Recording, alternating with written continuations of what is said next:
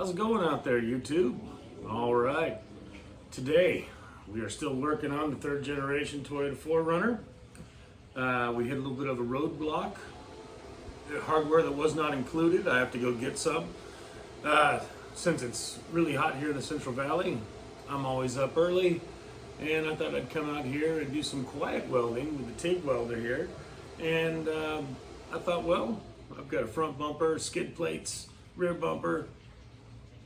I gotta be able to put some of this stuff together. So we're gonna go ahead and skip to the front skid plate. Yeah, just gonna show you guys step by step. Just follow the instructions. Coastal off-road makes it real easy. Here we go.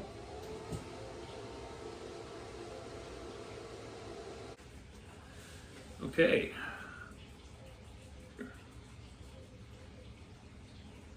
The first thing they tell you to do is to put pieces 1, 2, and 3 together.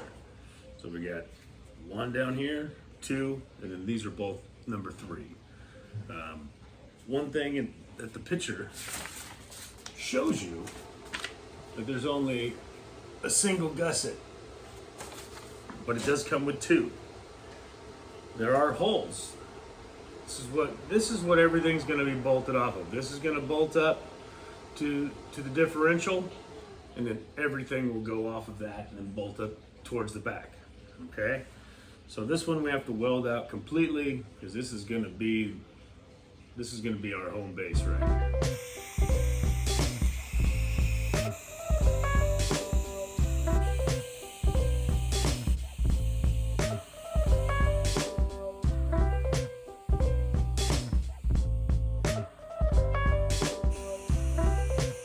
See, everything's tacked in there. Getting it ready for the MIG. But I just want you guys to see how these are on there. Okay. It's flush with the bottom and flush with the top of this piece. Pictures, they don't really show you that. So I just want to show that to you. All right, next piece here. Putting these in. And if you notice, it's to the inside, okay? It's not to the outside, it's to the inside. And it's kind of a hard angle to see from there.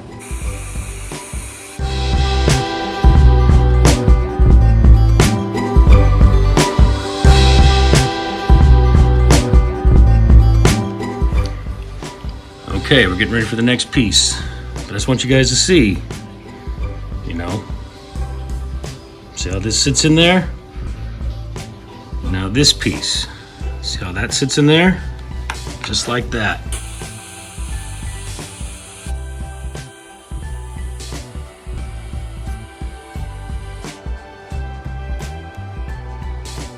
Put a center line, and I measured this, put a center line on there. It's just off to the side of the tree, so don't rely on the tree.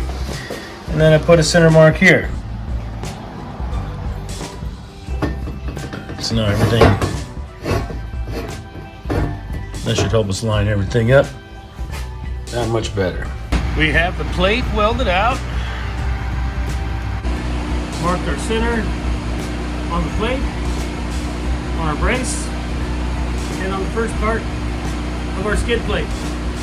Everything's all lined up.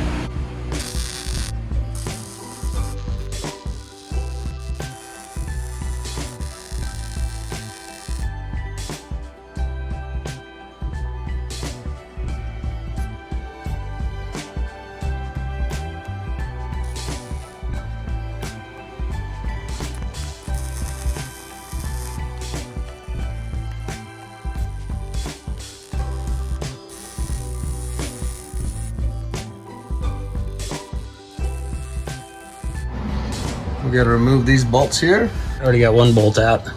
Figured I'd show you guys. So there's 2 in the back and 3 up here on the rack and pinion. Loosen both bolts. You can see right here, we got our bracket.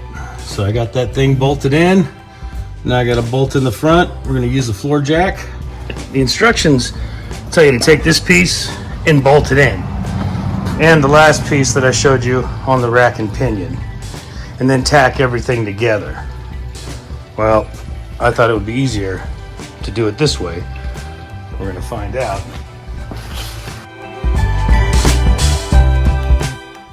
So we had it bolted up in the front. We got the 2 bolts in, which is really tight. Make sure you get the bolts in, you know, on 1, 2, and 3, those pieces there. All right, and then what I did, you see I got the 3 tacks, but I took this piece of cardboard and just shoved that right in there. That keeps all the sparks away. It's not gonna mess with anything. Makes it a little bit safer.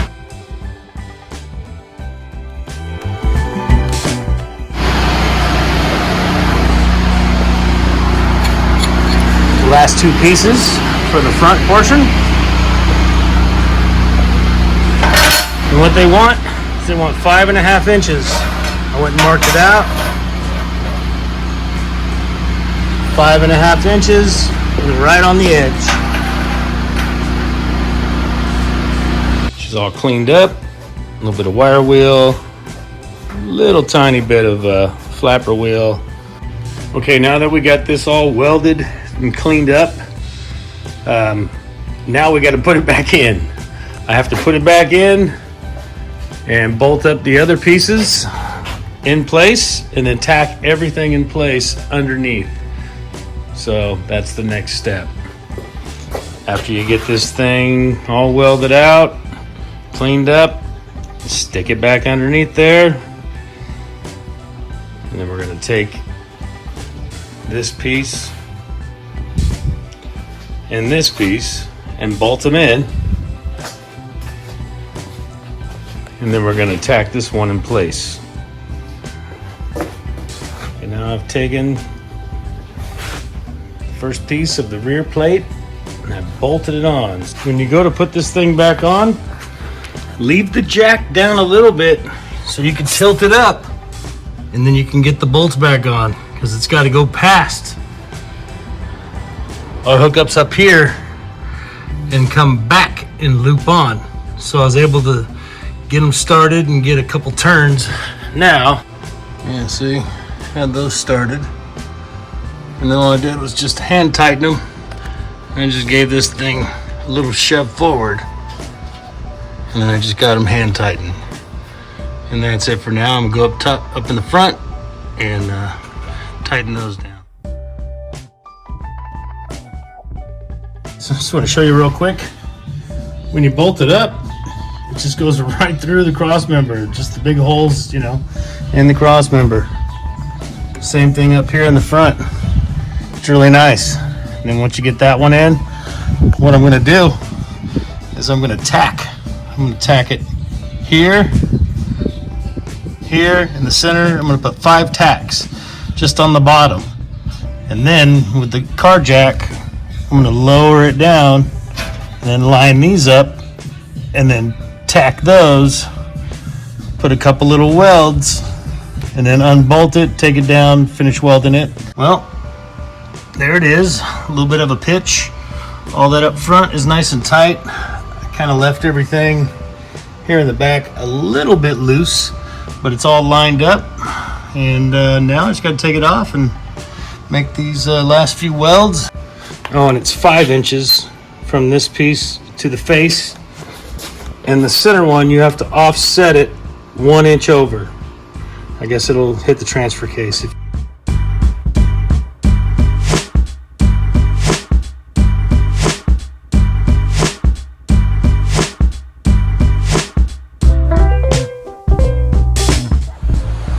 right, you guys. Well, that's everything. If I missed anything, I'll put some caption in there. But yeah, we did it. We did it. We got it done. A little bit of grinding and then primer and paint. So hopefully this video is helpful. I tried showing everything that I haven't seen on any other videos. And by the way, this is a do-it-yourself video, not, hey, I did it with my buddy, we did it by ourselves. No, I did it with my kids helping. No, this is how you do this all by yourself, okay? floor jack, clamps, welder, wrenches, and ambition. That's all you need to get this job done. All right, please hit like, please subscribe. Thank you for watching LJ Off-Road and Hot Rods. Until next time.